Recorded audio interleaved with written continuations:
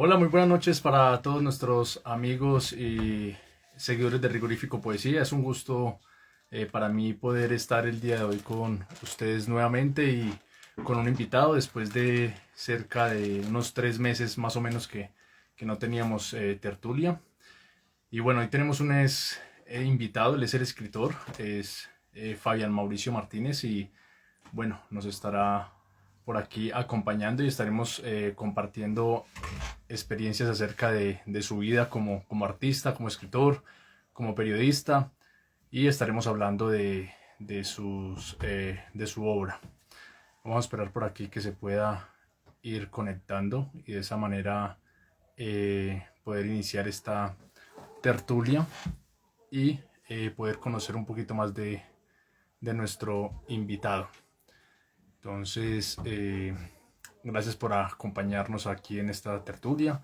Vamos a tocar diferentes temas y de esa manera poder aprender, ¿no? Que es lo que tratamos de hacer cada día a través de la literatura, a través del arte, de poder conocer esto que se llama ser humano, ¿sí?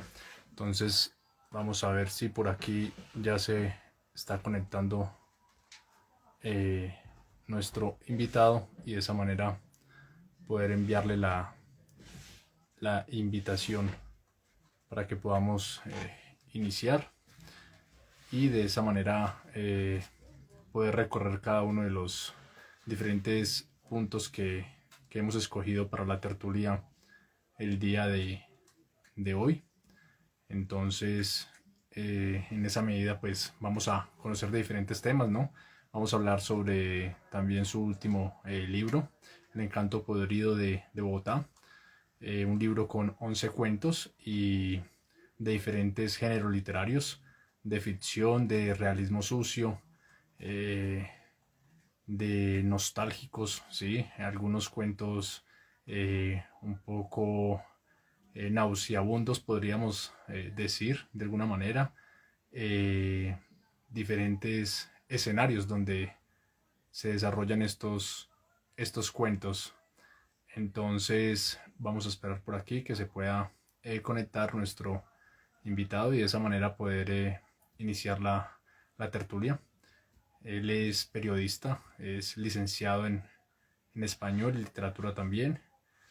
Y bueno, ahorita pues eh, escribe cuentos, escribe también, tiene una novelas y diferentes pues géneros literarios que permitirán que uno pueda navegar en diferentes corrientes de las letras. Entonces vamos a esperar por aquí que se pueda unir nuestro invitado y de esa manera poder iniciar. Vamos a esperar un momentico. Bueno, por aquí ya está nuestro invitado y vamos a iniciar nuestra tertulia. Él es Fabián Mauricio Martínez y por aquí le voy a enviar la... Por aquí se está conectando. Hola Hola, Rigo, ¿cómo está? Buenas noches. bien hombre, no, pues qué pena, no entré antes porque eh, supuse que me iba a invitar, bueno, en fin, no que tenía que entrar al en vivo, bueno, me hice un 8, pero ya estoy acá. Bueno, tranquilo. No importa. Lo importante es que estamos aquí ya en la tertulia y podemos dar inicio a esta agradable charla y poder conocer acerca de la vida de un invitado más, de un artista, de un escritor, de un periodista, como lo es usted. Muchas gracias por aceptar esta invitación el día de hoy en Rigorífico Poesía. Hombre Rigo, no, pues qué honor y me alegra mucho que me haya invitado y bueno, entonces conversemos. Eh, Buenísimo. Bueno, voy a hablar un poquito acerca de nuestro invitado. Él es Fabián Mauricio Martínez, es escritor y periodista colombiano. Nació en Bucaramanga, Santander. Es autor de libros como El encanto podrido de Bogotá, su más reciente obra, del cual estaremos hablando ahorita, con este libro de cuentos que aquí lo tengo en mis manos para que ahorita las personas pues vayan viéndolo en su momento, más tarde vamos a hablar de él. Con este libro ganó el Premio Nacional de Libro de Cuentos de la UIS, la Universidad de Industrial de Santander, ¿no? Es que es el nombre. Así es, la Universidad Industrial de Eh, Santander. Ujú. Tiene un libro también que se llama El sexo de las salamandras del año 2015, con el que obtuvo el premio de novela de la Gobernación de Santander.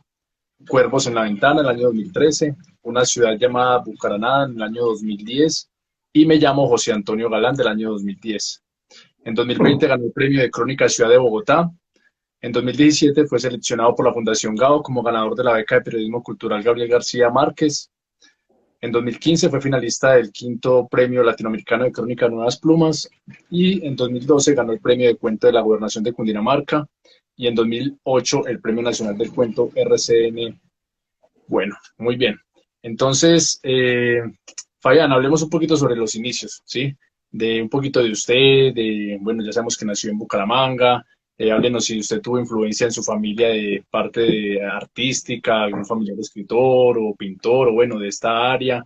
¿En qué momento se dio cuenta usted que quería dedicarse a la escritura? ¿Cuáles fueron sus primeras influencias, no? Sabemos que influyó mucho en usted una enciclopedia que había en casa y allí había unos cuentos que a usted le gustaba mucho leer y demás. Sí, Rigo, mira, yo creo que mi primera gran influencia literaria, mi primera gran influencia narrativa viene por parte de las mujeres de mi familia. Hablo específicamente de mi mamá y de mis dos abuelas. ¿Y por qué te digo esto? Porque cuando yo era niño, mi mamá nos contaba historias eh, sobre espantos y aparecidos, sobre una tía que cuando ella era joven en una casa en Málaga la había visitado en la madrugada, la había encontrado en la cocina y mi mamá muy asombrada le decía, tía, ¿usted qué hace acaso usted vive tan lejos? Y al día siguiente resulta que la tía había muerto, ¿no? La mamá de mi mamá, mi abuela Zoraida, también contaba historias similares. Cuando ella era niña, también en la provincia de García Rovira, allá en Málaga, Santander, ella cuenta que cuando tenía como 7, 8 años, en un cruce de caminos, se cruzó precisamente con un hombre en un caballo negro que echaba fuego por la boca y por los ojos, con el mismísimo diablo, ¿no? Entonces, como que esas historias de mi abuela, de mi mamá, mi otra abuela también, la madre de mi papá, mi abuelita Mariluz, ella también contaba historias de ese tenor, ¿no?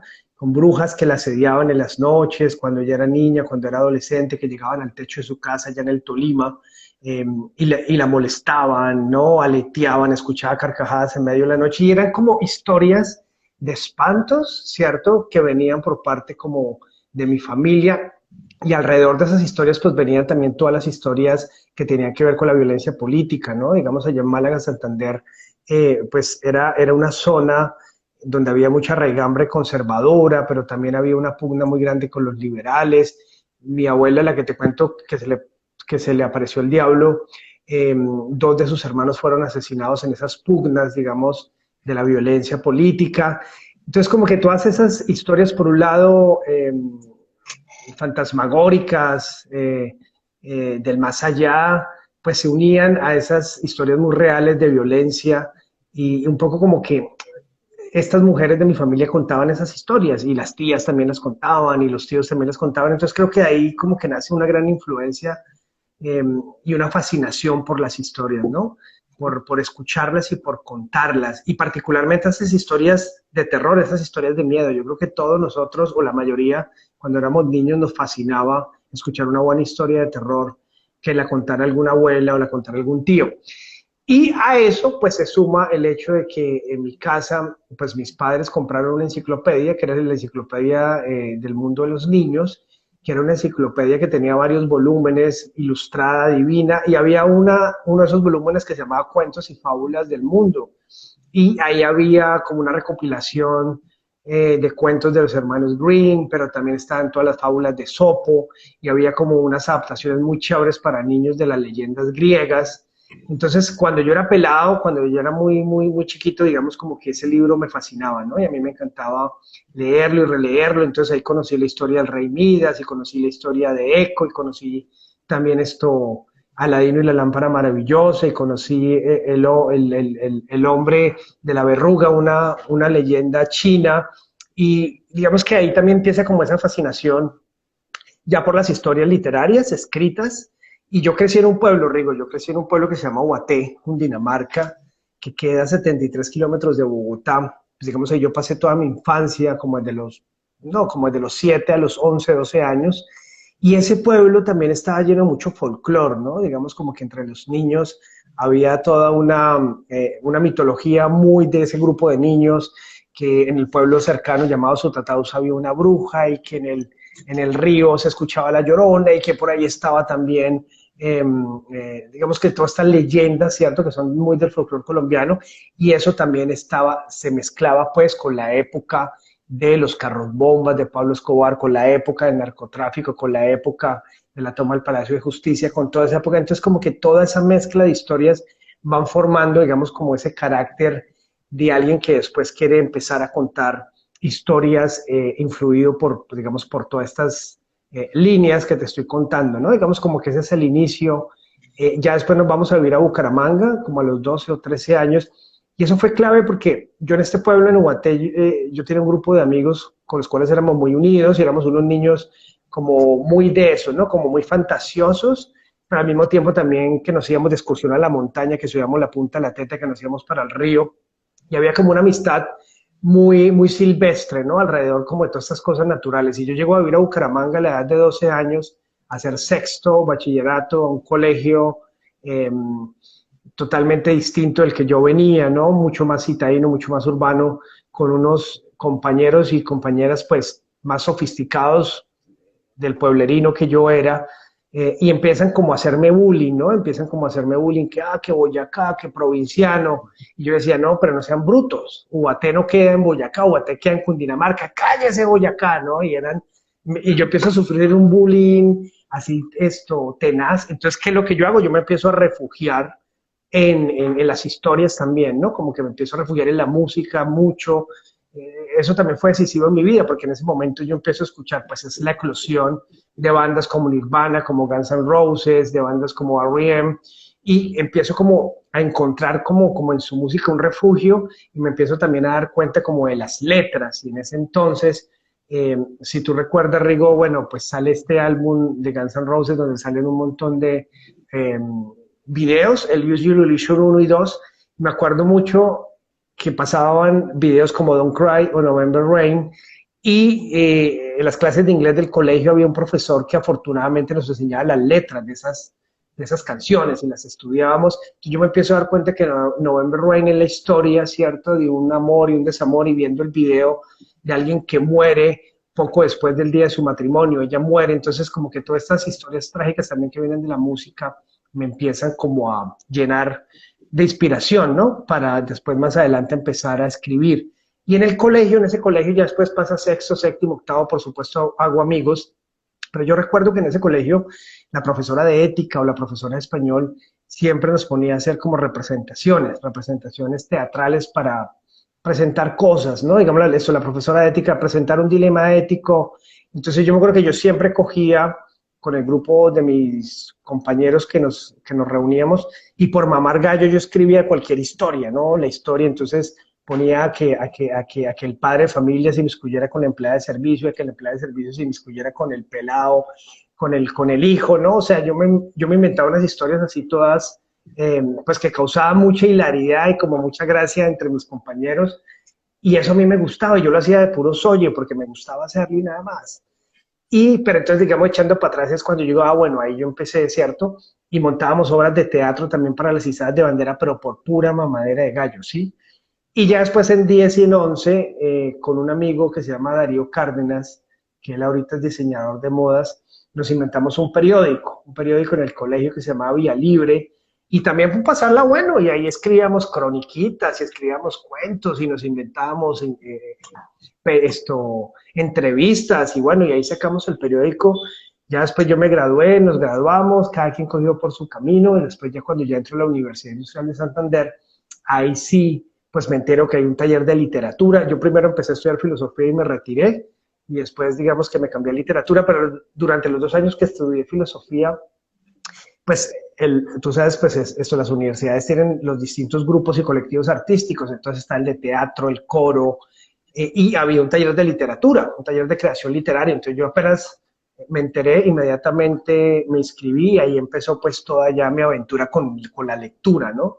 Que eso también pues acabó de formarme, y empezó pues me presentó ese taller de esto de literatura, me presentó como la literatura universal, ¿no? Yo ya había conocido muchas cosas, pero ahí empiezo como a leer autores de todos los rincones del planeta y ahí sí como que se dispara en mí una vocación que tenía desde pequeñito y yo digo, no, yo quiero contar historias, yo quiero escribir, yo quiero eh, dedicarme a esto, ¿no? A escribir historias de ficción y de no ficción, porque también en medio de ese taller pues conocí el periodismo y las historias muy bien contadas de no ficción. Entonces digamos que eso a grosso modo sería como el inicio, Rigo. Y usted básicamente decía como yo voy a leer estos autores, yo quiero ser como ellos, voy a mirar cuál es la forma que ellos utilizan para escribir, cuál es su tinte, cuál es su ADN en la escritura. ¿Cuáles serían aquellos autores que usted diga como, mire, me gustaba tal autor, me gustaba su ADN, se representaba en tal línea y eso me llamaba mucho la atención, o eso me permitió a mí realizar mis primeros pinos como en la escritura? ¿Y cuál de esos escritores piensa usted que es el que más influencia ha tenido en su vida? Pues mira, en esos primeros momentos, como yo te contaba, cuando yo era niño me fascinaba con las historias de mis abuelas, de terror, de aparecidos, de espantos. Mi mamá también contaba eso, incluso tenía un primo que contaba que también se le aparecían muertos y él los podía ver. Entonces como que todas esas historias siempre me fascinaron y cuando yo estaba en el colegio, en la adolescencia, seguramente algún profe nos puso a leer narraciones extraordinarias de Edgar Allan Poe. Y ahí yo encontré como un asidero, ¿no? Como yo dije, wow, ¿qué es esta vaina? También esto, mujeres que vencen la muerte, ¿no? Hombres que son capaces de quitarle los dientes a un amante y después esto se descubren que han perdido la razón.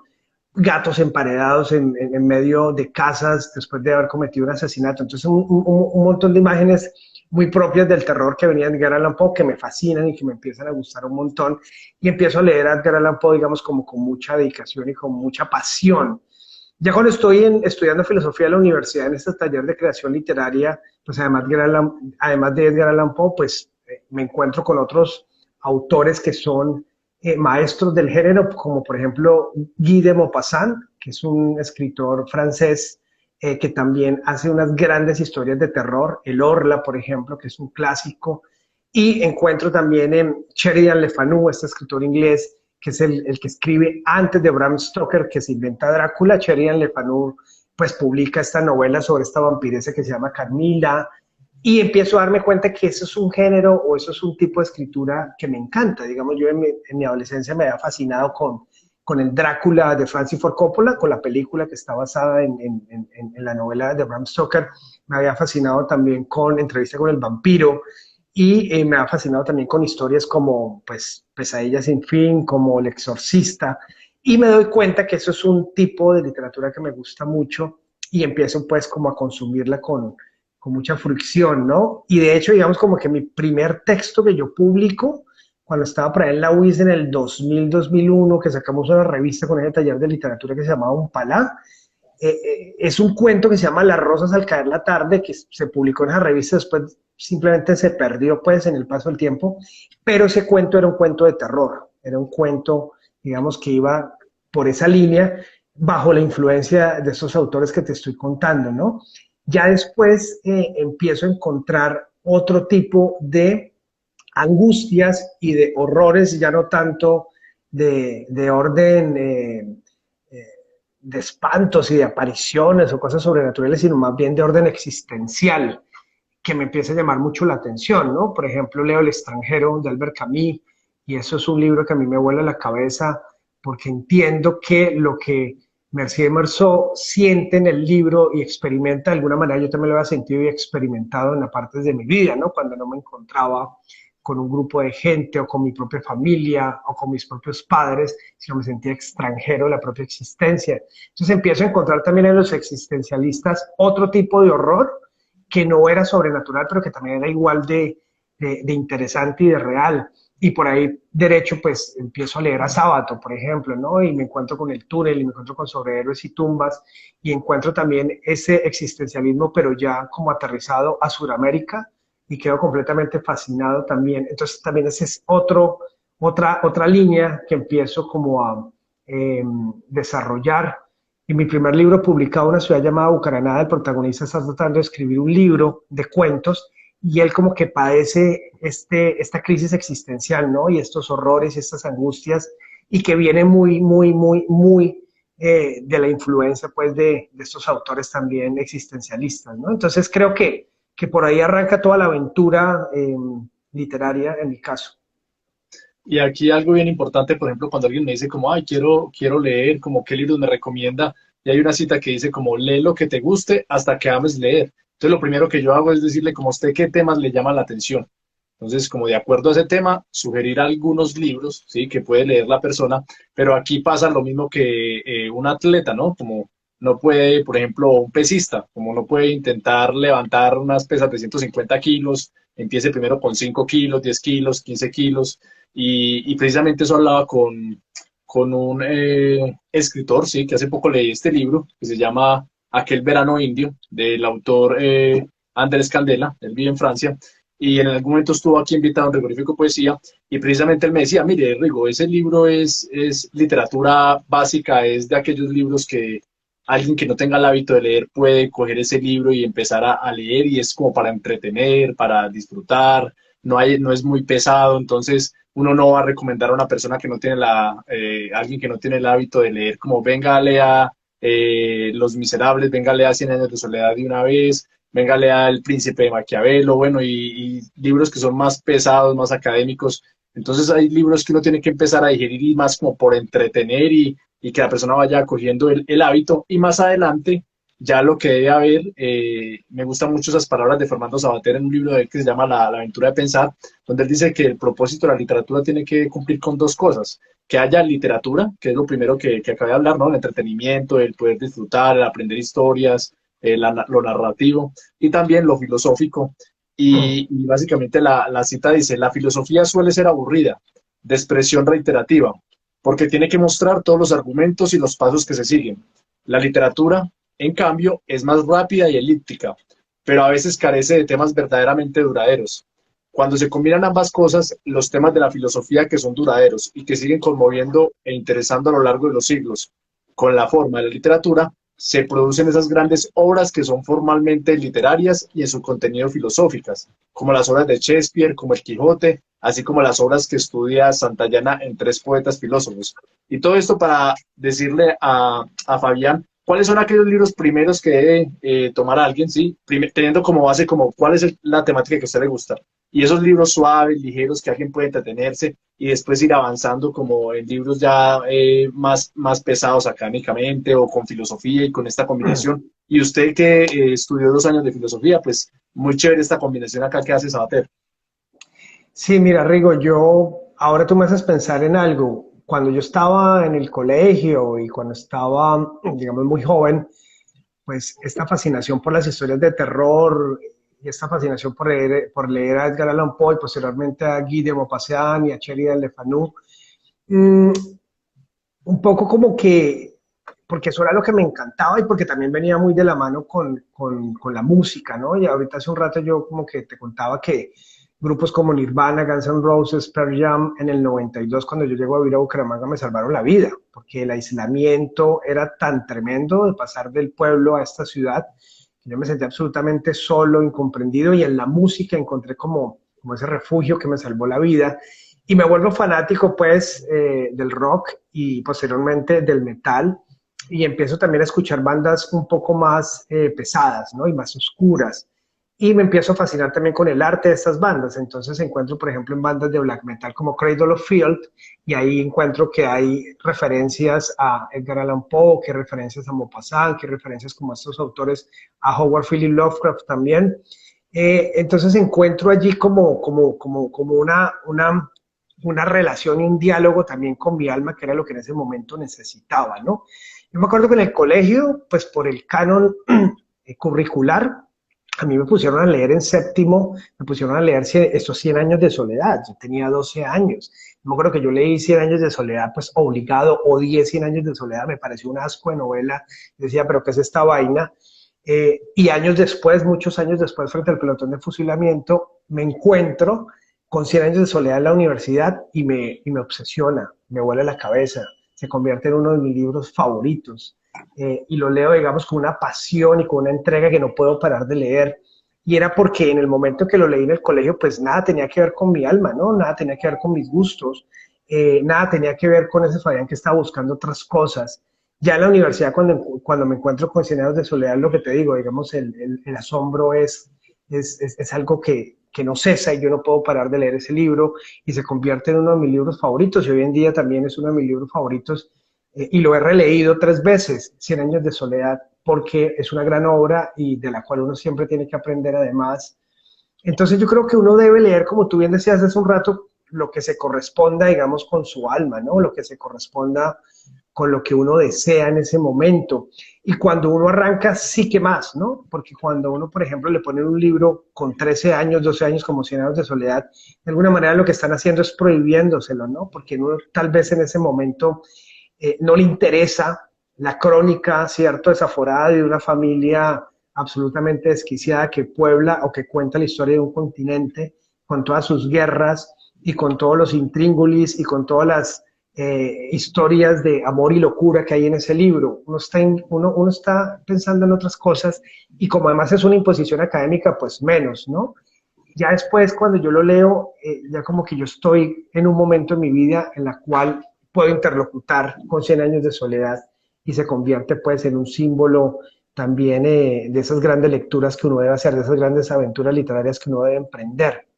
Entonces creo yo, Rigo, que el inicio de la lectura debe estar dado por eso, ¿no? Como por una afinidad. Tiene que estar dado también por la honestidad de lo que uno quiere leer. Yo recuerdo que en esa época, por ejemplo, yo también leí Juan Salvador Gaviota y me encantó Juan Salvador Gaviota. Yo me acuerdo que a mí me regalaron en 10º Juventud en Éxtasis, en 10º, bueno, se me regalaron Juventud en Éxtasis y también lo leí. Me regalaron El alquimista de Paulo Coelho y también lo leí. Y como que en ese momento me dijeron muchas cosas. Recuerdo también que un tío mío me regaló cuando yo tenía 15 años, y eso fue un librazo, El Profeta, de Khalil Gibran, me lo regaló, no sé qué vio en mí, porque yo después le pregunté y él ni se acordaba, pero me lo regaló y en ese momento, y me sigue gustando mucho Khalil Gibran, lo leí también en su momento, pero digamos te cuento esa historia con Cien años de soledad porque en aquel entonces lo odié, ¿cierto? Lo repudié, pero muchos años después lo amé, ¿no? Y es porque yo no estaba de alguna manera preparado para ese libro y como te he dicho, lo he leído 3 veces y cada relectura, que no ha sido, digamos, una detrás de cada año, sino como 3 años después y 5 años después, el libro ha sido totalmente distinta su experiencia precisamente porque yo he cambiado también y he acumulado otro tipo de experiencias. Excelente. Y bueno, ahorita pasando un poco acerca del periodismo, ¿no? Usted primero realizó su pregrado en licenciatura en español, en literatura y español, ¿no? Y después realizó su posgrado en maestría en periodismo. Y aquí yo pienso en las herramientas que tiene un periodista, ¿no? O la ventaja, entre comillas, o aquello que puede acudir un periodista a la hora de crear, de escribir. Y siempre me imagino yo, deduzco yo que en la facultad de periodismo, de las primeras cosas que le deben de enseñar a un periodista es como, ojo con las fuentes, ¿no? Con la objetividad, con la imparcialidad, con una investigación rigurosa, bien trabajada. Entonces yo pienso como, bueno, ¿cómo traer eso del periodismo a la ficción, al combinar historias reales y lo que escucha, lo que ve, y el autor ya en su obra creativa de ficción y demás combina ello? Y precisamente de esa manera han nacido varios de sus cuentos. Un ejemplo de ellos en el libro El encanto podrido de Bogotá, por ejemplo, Desaparición del universo, ¿no? Donde usted cuenta en una entrevista que usted realizó una investigación acerca del Banco de Cerebros de Antioquia y que usted nunca se imaginó que en algún momento iba a utilizar esa experiencia para más adelante reflejarlo en uno de los 11 cuentos del encanto libro, el encanto podrido de Bogotá. Entonces, hoy en día, donde a veces en las redes sociales como hay sobreinformación y las personas nos da pereza ir y corroborar las fuentes y todo esto, entonces esa relación entre periodismo y escritura y demás. Pues mira, primero una cosa, a mí me interesa el periodismo como aquel instrumento, ¿cierto?, que sea capaz de contarnos la parte humana de nuestras vidas, la parte humana de nuestras sociedades. Digamos, ese periodismo de los grandes titulares del día a día, que uno escucha por las mañanas en la radio, o que puede prender el televisor o seguir una transmisión en vivo de un noticiero, los grandes titulares, que si tú te fijas, pues se van agotando día a día, o son noticias que se reciclan y se repiten. Hace poco que murió Antonio Caballero, se hizo viral como en redes sociales, ahora que tú las nombras, como un prólogo que él escribió sobre un libro que él sacó de columnas de los últimos 25 años, y él se asombraba en ese prólogo al darse cuenta cómo las noticias, ¿cierto?, no habían cambiado en esos 25 años, y cómo Colombia, digamos, había tenido la ilusión del paso de esos años, pero realmente no había pasado ninguno de esos años porque estábamos en el mismo sitio, ¿no? Se hablaban de los mismos temas, se destapaban los mismos escándalos, era como una rueda viciosa que se repetía y no había un progreso real en el país. Entonces, digamos que esos grandes titulares de ese tipo de periodismo no me interesan tanto como las historias humanas que hay detrás de ellas, ¿no? Cuando hablo de historias humanas, hablo de las pasiones que mueven, ¿cierto?, a estos personajes para hacer lo que hacen, de la relación que tienen con sus familias, con sus hijos, de la relación que tienen con la tierra, de la relación que tienen con los temas.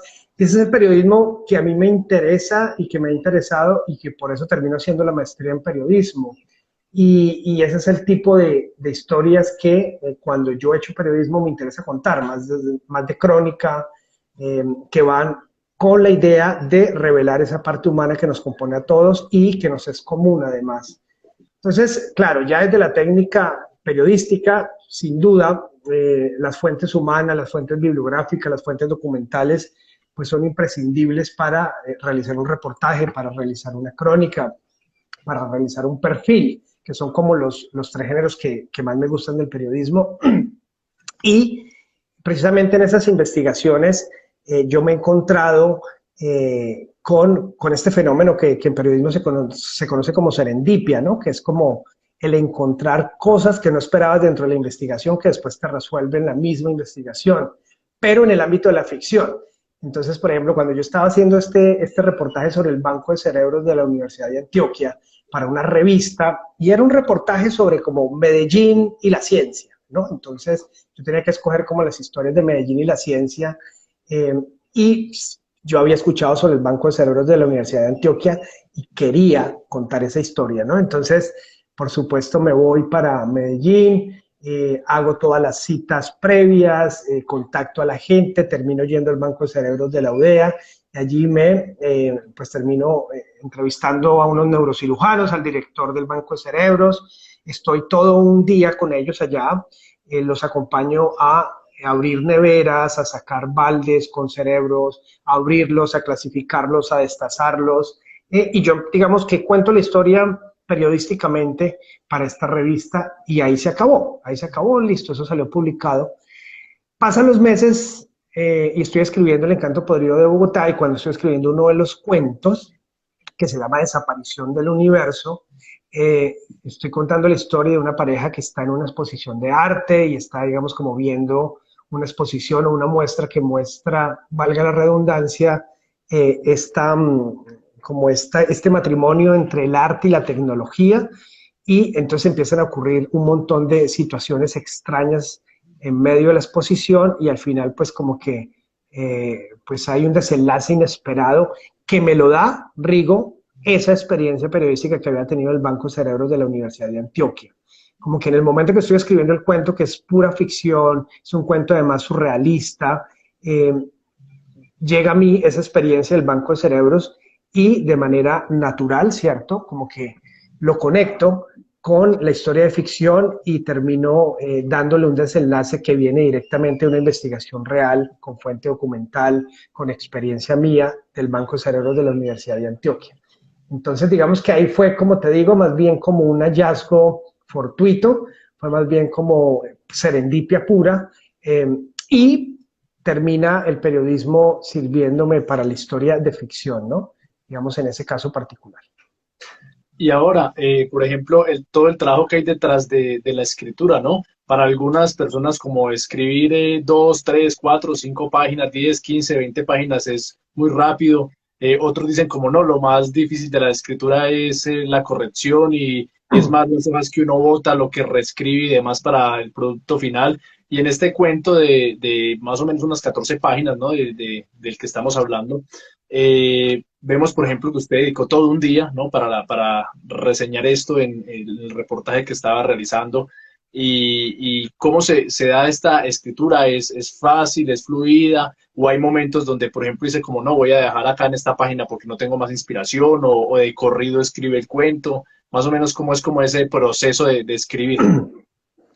Pues mira, Rigo, para mí escribir es reescribir, ¿cierto? Es una, es un trabajo de sentarse a pulir un texto, ¿no? Digamos que yo últimamente, en los últimos 2 años, y este libro lo escribí así, lo escribí a mano.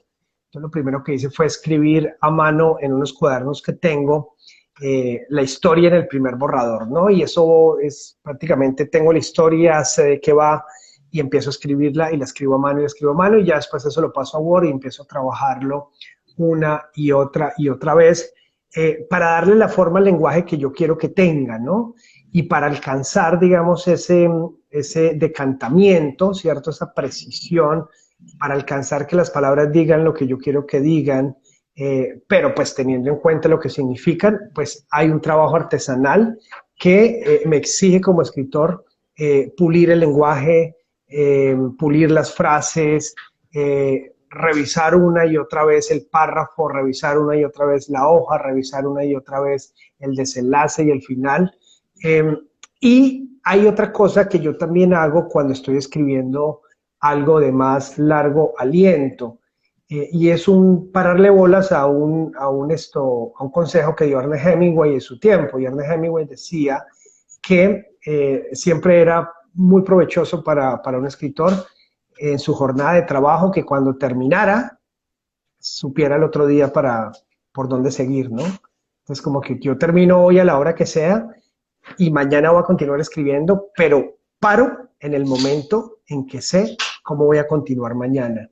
Y eso me evita, pues, sentarme, digamos, como a mirar para arriba y ahora qué voy a hacer. No, es como también no solo escribir de manera automática, sino también hacerlo con cierta organización y con cierto método, ¿no? Que eso también es muy importante. Hoy en día lo digo, ¿no? Digamos, antes, muchos años atrás, yo sí era un escritor de mucha espontaneidad que simplemente se sentaba y escribía lo que le saliera, pero con el tiempo y con la experiencia me di cuenta que era bueno también como hacerle caso a Hemingway, tener cierto método y saber qué era con lo que continuaba el día de mañana.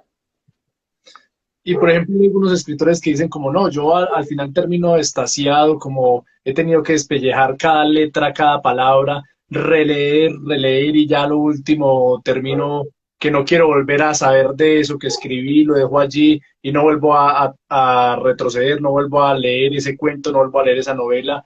Y la otra gente, los que leemos los libros, no, pues que no tenemos que hacer esa relectura, esa estructura de venga, corrijamos y todo eso, que es un poquito como tedioso. Lo disfrutamos de una primera leída.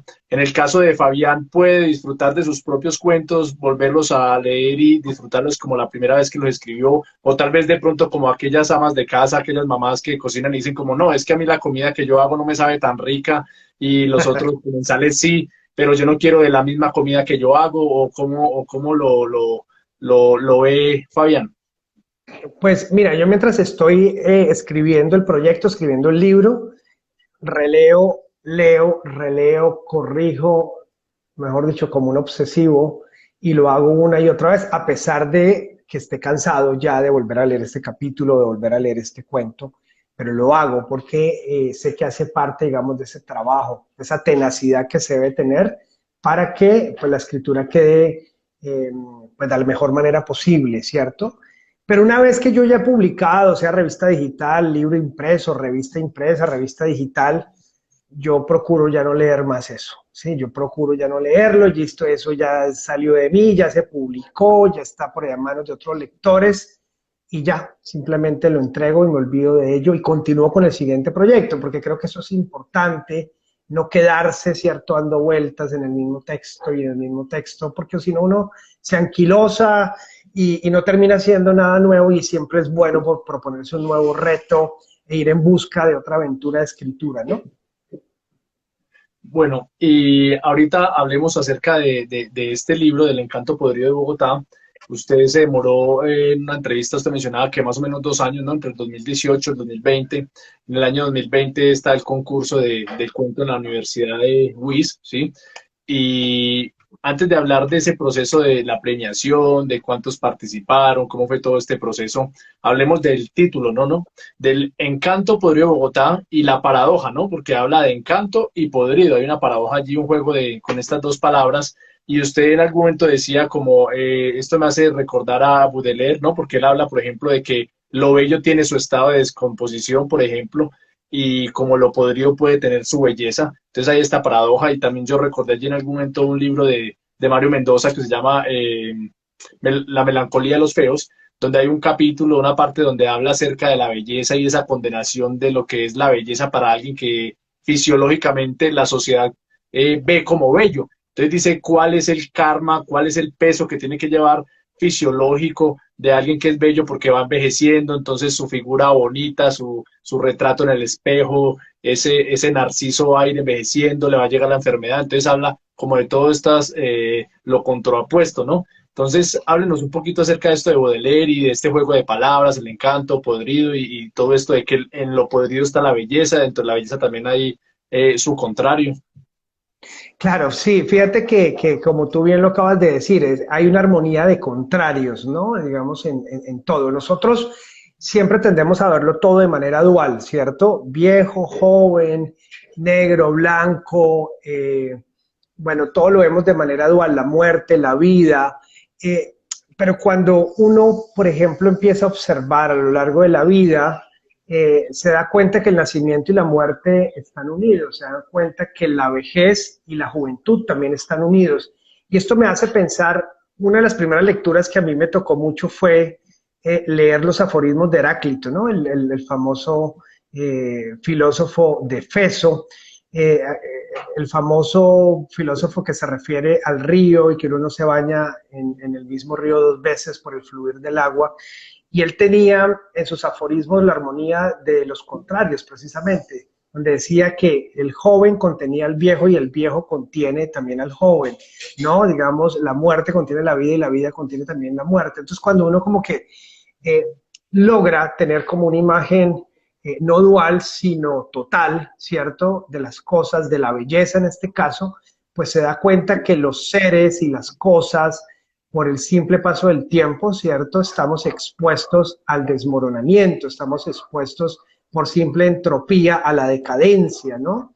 Entonces, pues nos vamos a corromper, ¿cierto? Nos vamos a podrir en algún momento y aquello que fue tan bello simplemente va a ser eso, pura decadencia y desmoronamiento. Entonces, un poco como que todas estas ideas que venían desde allí, yo después las paso por el tamiz de la lectura de Baudelaire, que Baudelaire es ese poeta que hace 200 años nos enseña que en lo podrido también hay belleza, ¿cierto? Es como una mirada muy moderna, muy contemporánea de esas viejas ideas de Heráclito, ¿no? Entonces, fíjate, por ejemplo, que en Las Flores del Mal o en el Spleen de París, uno encuentra poemas como este que se llama Carroña, que es un poema hermoso que hace Baudelaire sobre un cuerpo de un perro negro que se está pudriendo, ¿no? Y que está lleno de gusanos blancos que lo están carcomiendo.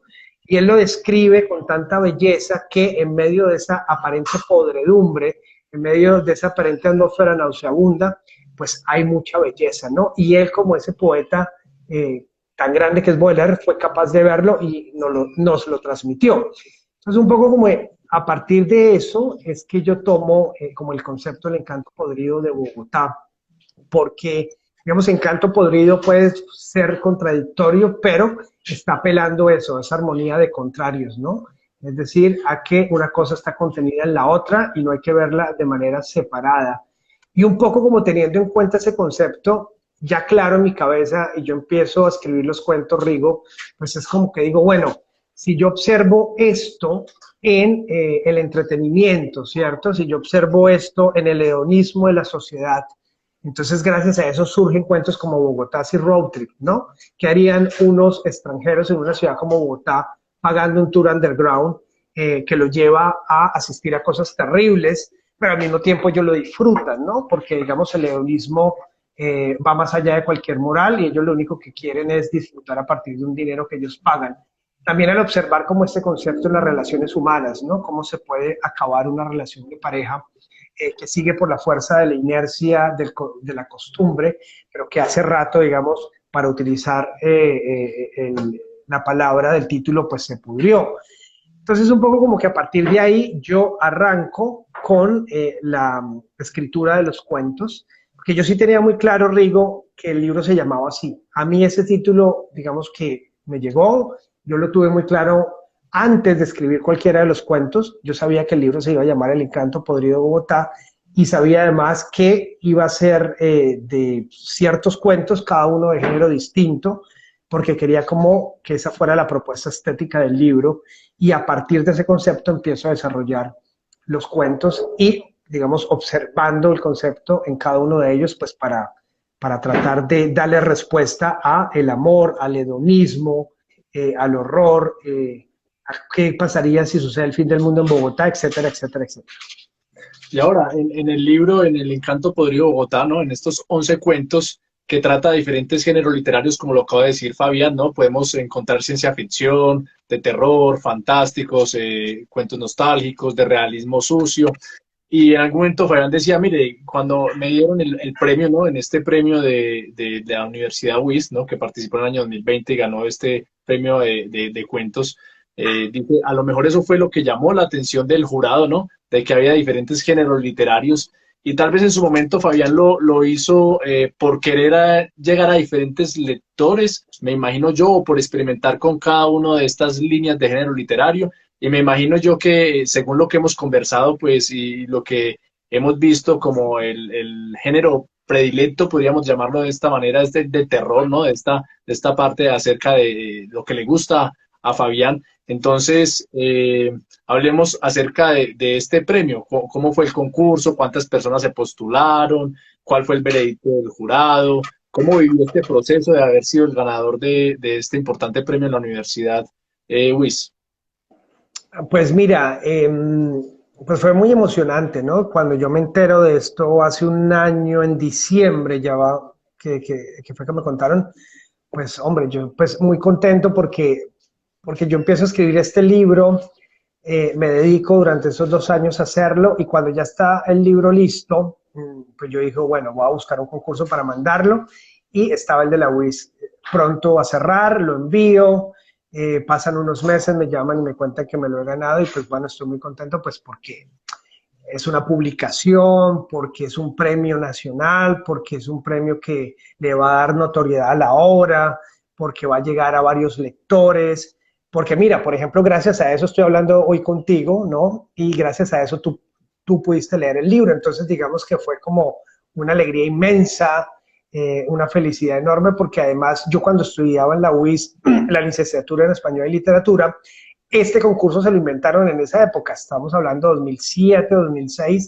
y el primer ganador de ese concurso fue Gerardo Ferro Rojas, con un libro que se llama Antropofobia, que yo leí como con mucha pasión en su momento y me encantaba ese libro y me encanta, me parece un gran libro de cuentos. Y en aquel entonces yo dije, hombre, yo quiero algún día ganarme este concurso de libro de cuentos. Entonces también de alguna manera fue como un sueño hecho realidad de ese estudiante del pregrado que estudiaba literatura y que amaba la literatura y que quería ganarse ese concurso y años después como que lo consigue.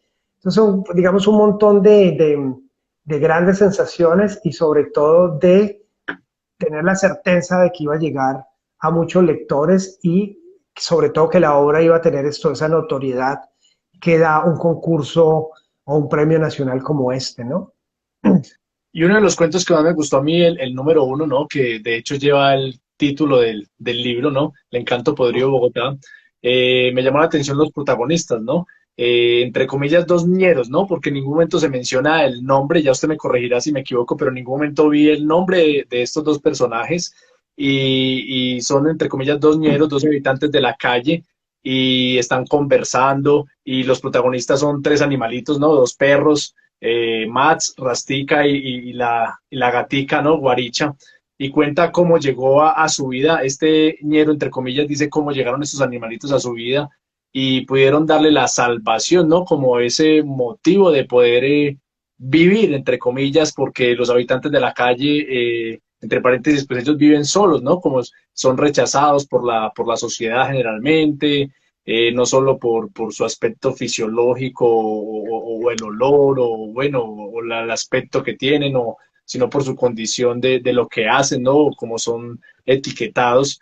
Y usted mencionaba en algún momento que estas historias nacieron también para escribir este cuento gracias a que usted en algún momento fue tallerista, ¿no? Y ha compartido con estos habitantes de la calle. Y bueno, de allí escuchar estas historias y todo esto nació este cuento. Y me llamó mucho la atención este cuento en ello. Y hay una parte de este cuento que quiero leer, donde uno de los ñeros le dice al otro, ¿no? Él le cuenta la historia de cómo llegaron la gatica, los dos perritos, cómo es la vida en Bogotá, dice que Bogotá no es para cualquiera, y textualmente dice, Bogotá es bien dura, acá en el libro dice, Bogotá es bien dura, y no es para todo el mundo. Me da risa que siempre me miran como si yo los fuera a robar, y no se dan cuenta de que todos los días su propia familia es la que les roba la vida. ¿Sí me entiende?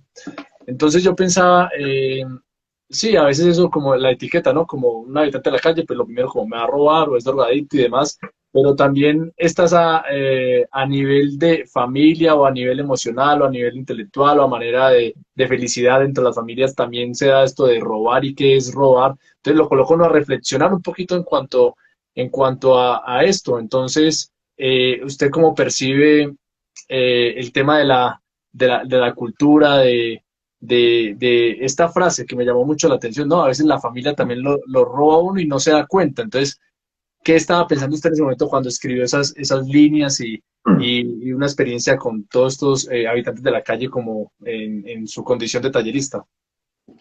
Pues mira, bueno, lo primero es que esto obedece también a la observación de Bogotá, digamos, de vivir en esa ciudad.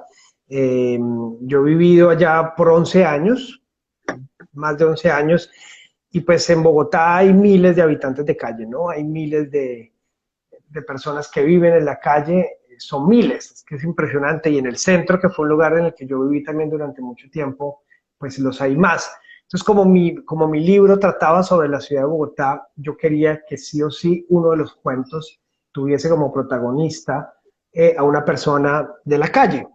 Y que en mi experiencia como tallerista, pues tuve la fortuna de dirigir un taller con personas que iban a lugares de paso y se estaban rehabilitando, intentando rehabilitarse de la calle. Y digamos que yo compartí con ellos durante meses un taller por las mañanas, los martes, y yo iba ya a la biblioteca del Tunal y conversábamos, y la idea era que ellos escribieran textos testimoniales sobre su vida.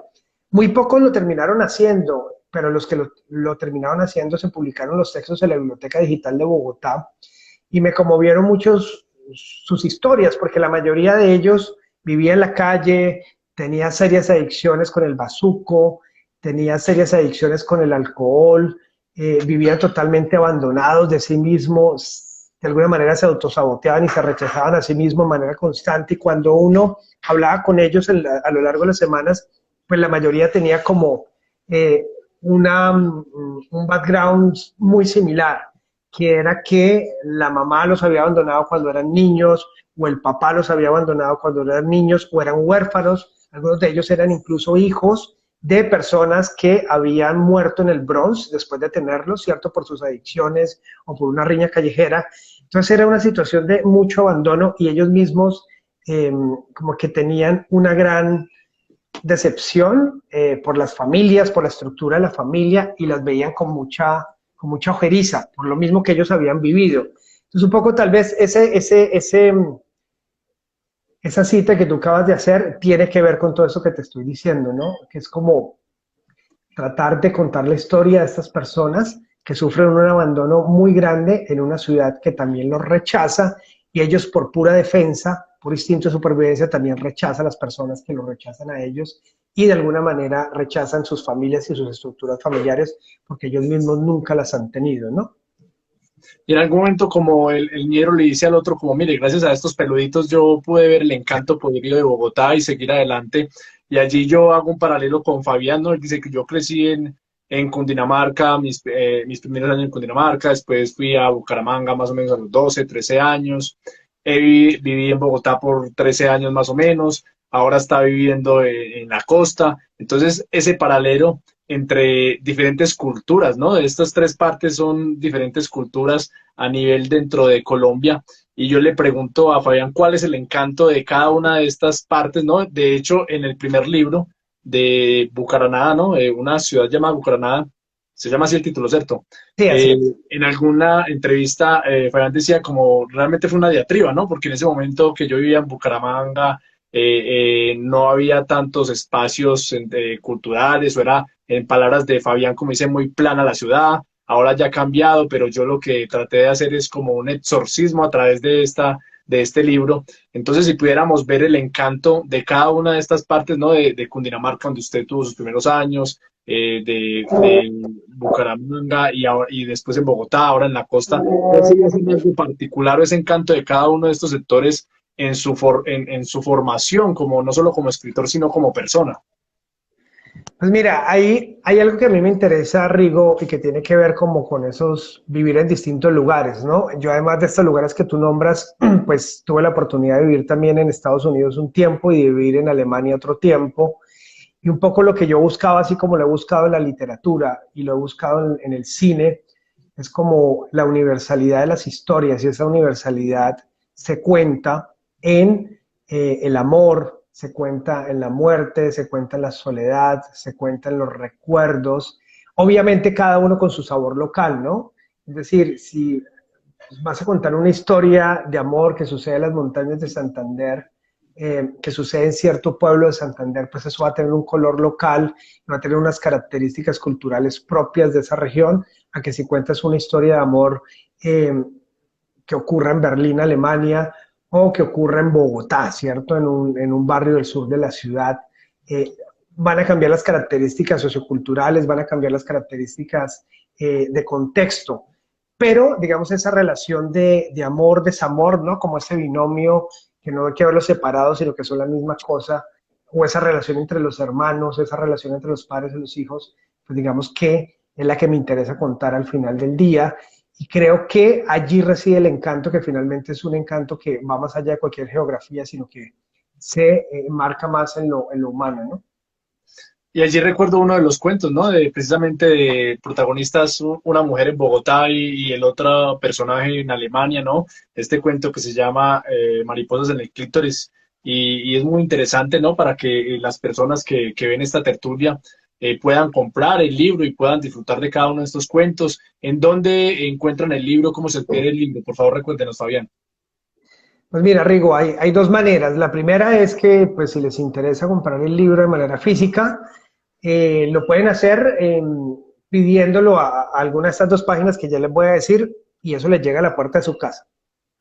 La primera es la librería de la U, libreriadelau.com, creo que es. Pongan la librería de la U y ahí van a llegar a la página y en la página buscan El Encanto Podrido de Bogotá y lo pueden pedir y a la puerta de su casa llega el libro en físico. También lo pueden hacer en universilibros.com, pues como esto es una editorial universitaria de este premio nacional, pues lo encuentran en estas dos distribuidoras de libros universitarios, pero en cualquiera de los dos casos llega a la puerta de su casa el ejemplar físico como el que tú tienes. Entonces, si ya, por ejemplo, ustedes prefieren leerlo en ebook, ¿cierto? En el libro digital, también lo pueden encontrar en Amazon, está el ebook del Encanto Podrido de Bogotá, se meten a Amazon libros y ahí ponen El Encanto Podrido de Bogotá y pueden adquirir el ebook y lo pueden descargar y lo pueden leer de manera digital o también en Google Play. En Google Play también lo pueden encontrar de manera digital, digamos, esas dos vías para conseguirlo en físico o en formato digital. Interesante. Bueno, ya vamos llegando al final de esta agradable tertulia. Vamos con las siguientes aristas que hemos marcado aquí en este derrotero. Y una de ellas tiene que ver con Antonio Caballero, ¿no? Este escritor y periodista colombiano que incluso falleció en el mes de septiembre, sí, el mes pasado. Y en una de unas fotos que usted comparte en las redes sociales tiene allí como, mire, yo me mudo, voy a un lugar y hace parte de la biblioteca que traje para este lugar donde voy a vivir ahora y es la lectura pues de este libro que se llama Sin Remedio, ¿no? Y háblenos un poquito de este escritor. Yo no he tenido la oportunidad de, tal vez en algún momento leí una columna que no me acuerdo, pero como tal un libro, nunca he comprado un libro de él. Háblenos un poquito como acerca de este escritor, de este periodista, que nos pueda generar pues como expectativa de querer ir y aprender de este escritor, cuáles son sus libros más representativos, cómo le ha marcado a usted como escritor, como periodista. Pues mira, hay algo que a mí me gustó mucho de Antonio Caballero cuando leí Sin Remedio, y fue pues que es una novela que no pierde actualidad, porque es una novela que se publica a principios de los años 80, eh, y que está contando la década de los años 70. Digamos que te puedo dar ese detalle porque mi novia hace poquito la leyó y como que compartimos varias impresiones sobre eso. Y no pierde actualidad, digamos, hay unos diálogos que extraídos de la novela que pareciera que fueran pronunciados por personajes o por personas contemporáneas, ¿no? Sobre la situación política del país.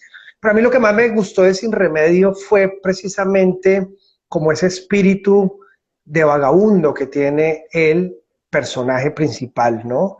Es un hombre que camina, es un hombre que conoce mucha gente, que se mete en situaciones, que anda y desanda a Bogotá, que se empapa bajo la lluvia bogotana, que pasa por bares, que pasa por restaurantes, que pasa por casas de aristócratas, por casas de revolucionarios, que se mete por parques, que se pierde por avenidas, como ese carácter de paseante, ¿no? De viajador dentro de la misma ciudad, fue algo que en su momento me fascinó muchísimo de ese libro y creo que esa es otra de las características de la literatura que a mí me gusta.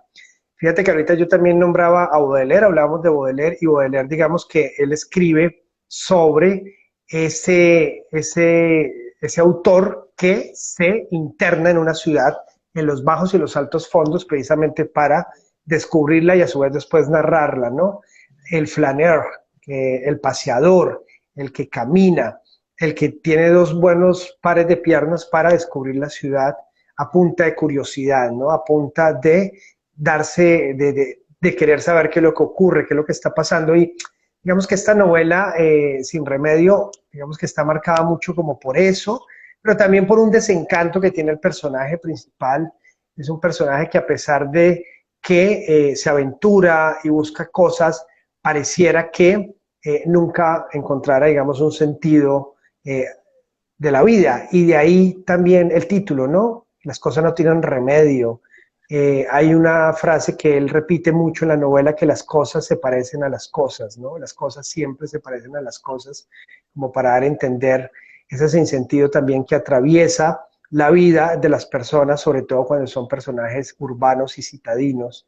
Entonces creo yo que, además, Antonio Caballero en esta novela como que cifra todo su esplendor literario porque fue el único libro de ficción que él escribió, ¿no?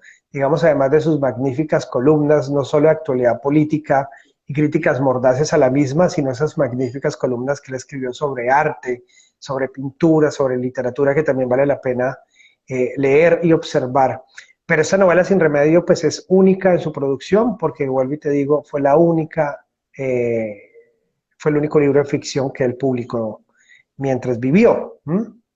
Bueno, tomaremos nota para poder navegar en el bolígrafo de este escritor que recién falleció.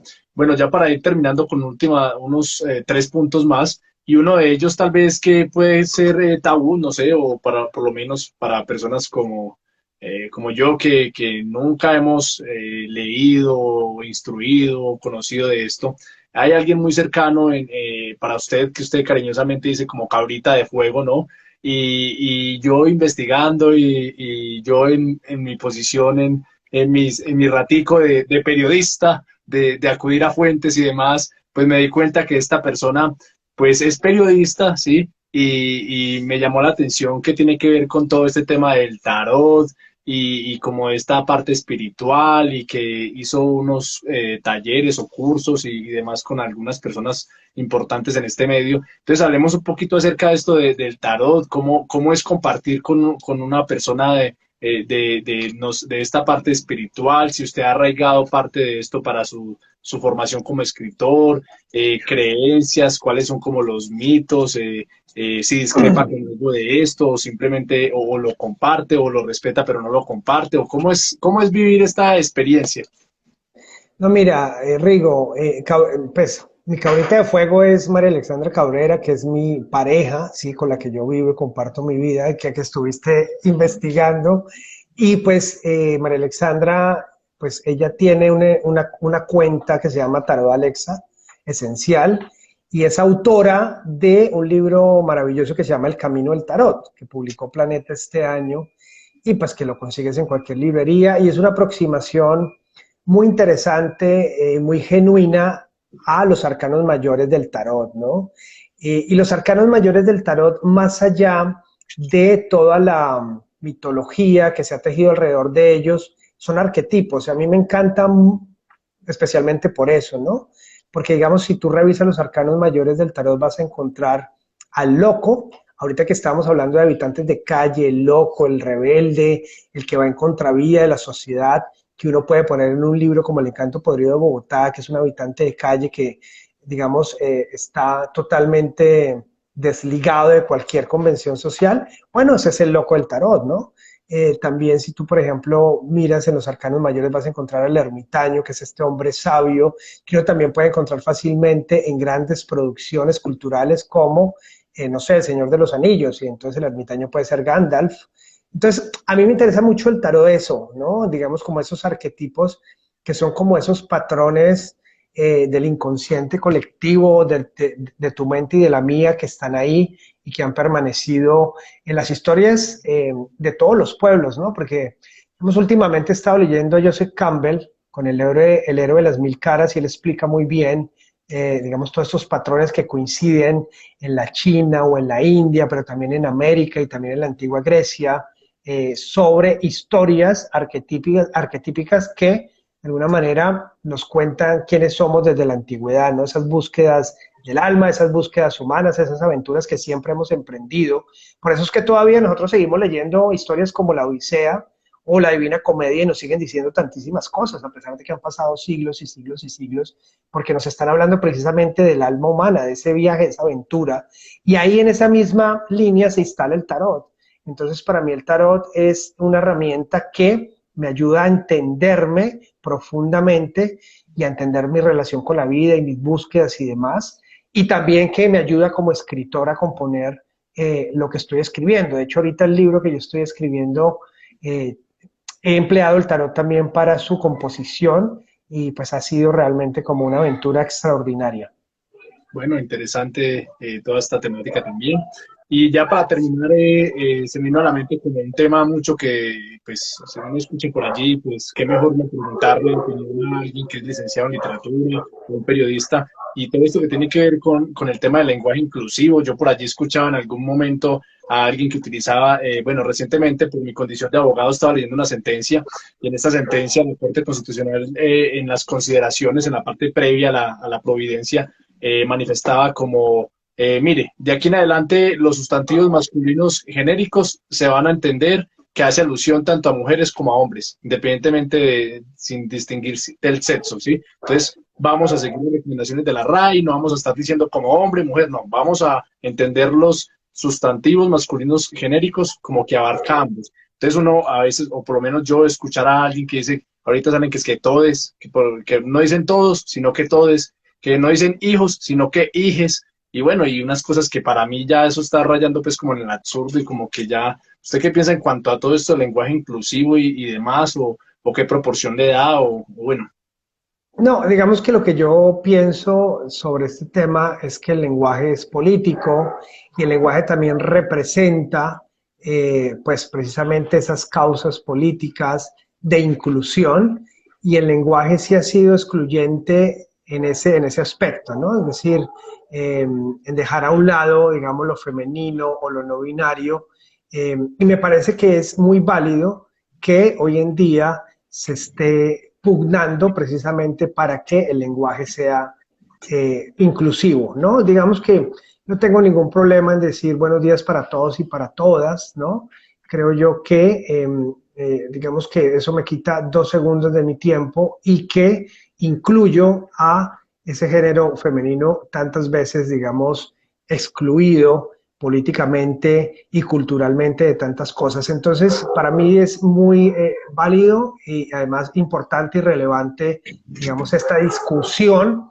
Y además, no solo que el lenguaje es político, sino que también el lenguaje se va transformando con el paso del tiempo, ¿no? Si uno, por ejemplo, revisa libros antiguos, nada más el Quijote está escrito en un español que ya no hablamos, y uno empieza a darse cuenta que se va transformando, ¿no? Porque el lenguaje también es social, es lingüístico. Digamos, desde la sociolingüística se explica muy bien también cómo es necesario que esas transformaciones se den, ¿no? Entonces, apoyo totalmente esa causa. Bueno, Fabián, muchas gracias por esta tertulia. Ha sido muy agradable el poder conocer acerca de su vida como ser humano, como artista, el poder identificar cada uno de sus pensamientos en diferentes aristas. Y bueno, no sé si usted tiene algo para agregar o de lo contrario, pues dejo para que usted pueda despedirse y bueno, nuevamente le agradezco por haber aceptado esta invitación el día de hoy. Hombre, Rigo, no, pues yo muy agradecido contigo, muy contento de poder tener esta conversación, de poder encontrarnos un martes por la noche, hablar de libros, de literatura, de historias, de narrativa, hablar un poco de mi vida, de las motivaciones que me han llevado a. Entonces, no, pues muy honrado. Me alegra mucho que hayas encontrado el libro, que lo hayas leído, que te haya interesado y que esto haya pues desembocado en esta tertulia. Y pues para mí es un honor y pues me voy muy contento esta noche de martes con esta conversación que tuve contigo y a los que estuvieron acá, pues muchísimas gracias. Y bueno, seguimos conversando, que sea siempre los libros, las historias y pues el misterio, el final de la aventura humana por esta tierra, lo que nos convoque a compartir esta experiencia. Listo, muchas gracias, Fabián. Un abrazo y estamos en contacto. Buenas noches. Buenas noches, un abrazo grande.